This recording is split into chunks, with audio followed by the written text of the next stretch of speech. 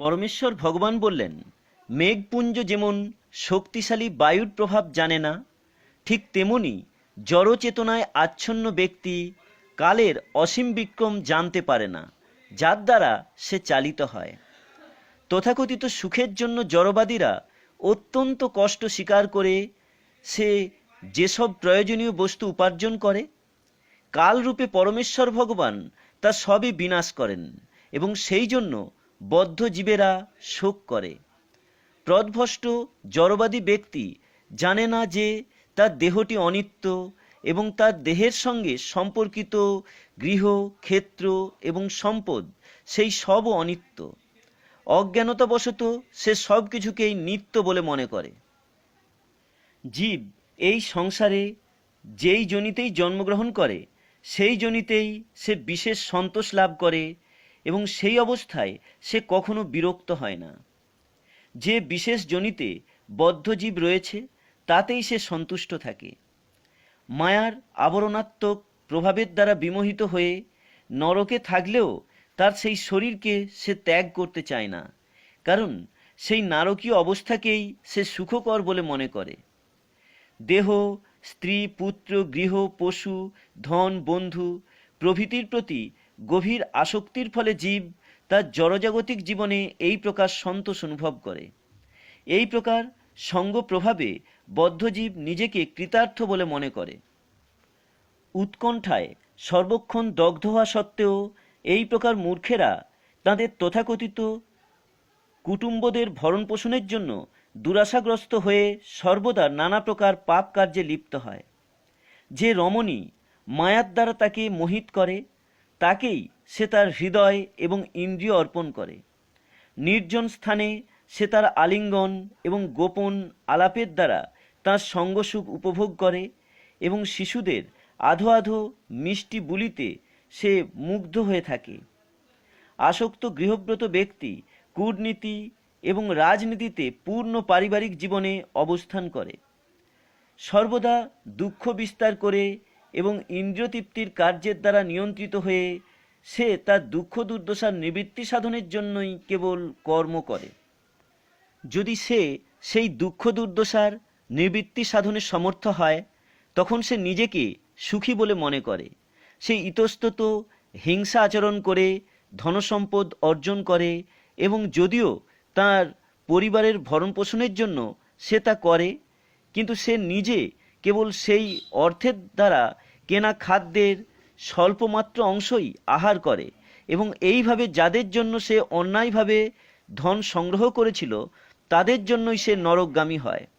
যখন তার জীবিকায় সে ব্যর্থ হয় তখন সে বারবার তার অবস্থার উন্নতি সাধনের চেষ্টা করে, কিন্তু তার সমস্ত চেষ্টা সে যখন ব্যর্থ হয়, তখন বিনষ্ট হয়, তখন সে অত্যাধিক লোভের কারণে অন্যের ধন গ্রহণ করে।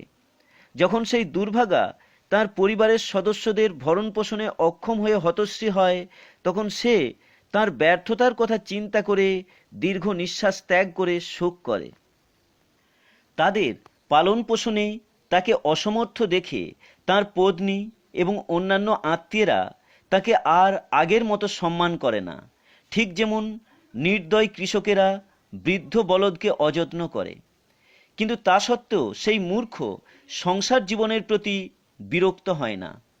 যাদের সে একসময় পালন করেছিল তাদেরই দ্বারা অবজ্ঞা ভরে সে পালিত হয়।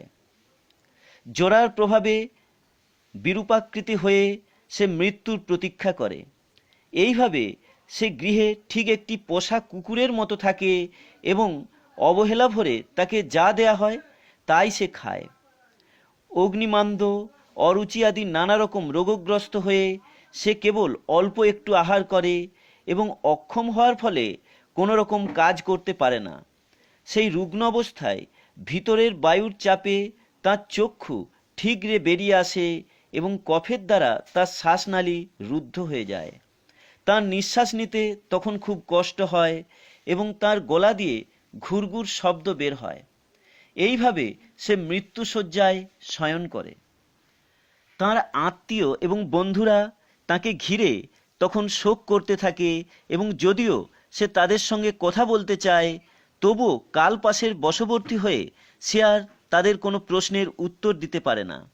এইভাবে অসংযত ইন্দ্রিয়ের দ্বারা কুটুম্ব ভরণ পোষণে ব্যাপৃত ব্যক্তি তার আত্মীয় স্বজনদের এইভাবে ক্রন্দন করতে দেখে গভীর দুঃখে প্রাণত্যাগ করে। সে অসহ্য বেদনায় অচেতন হয়ে অত্যন্ত করুণ অবস্থায় মৃত্যুবরণ করে। মৃত্যুর সময় সক্রোধ নেত্র ভয়ঙ্কর যমদূতেদের সে তার কাছে আসতে দেখে এবং তখন মহাভয়ে সে মলমূত্র ত্যাগ করতে থাকে।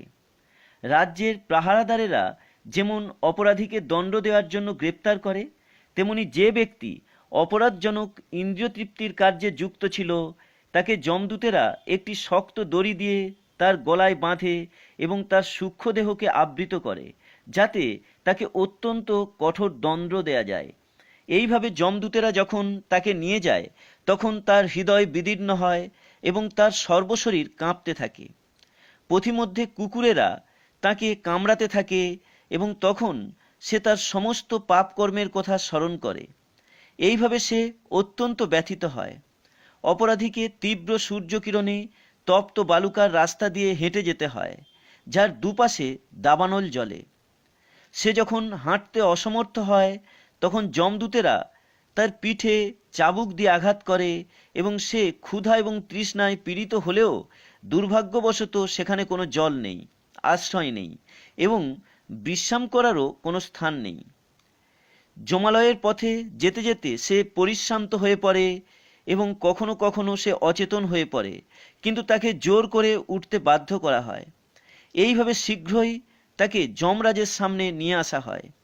এইভাবে 2-3 মুহূর্তের মধ্যে তাকে 99,000 যোজন পথ অতিক্রম করতে হয় এবং তারপর তাকে তৎক্ষণাৎ ঘোর যন্ত্রণাদায়ক দণ্ড দান করা হয়, যা ভোগ করতে সে বাধ্য হয়।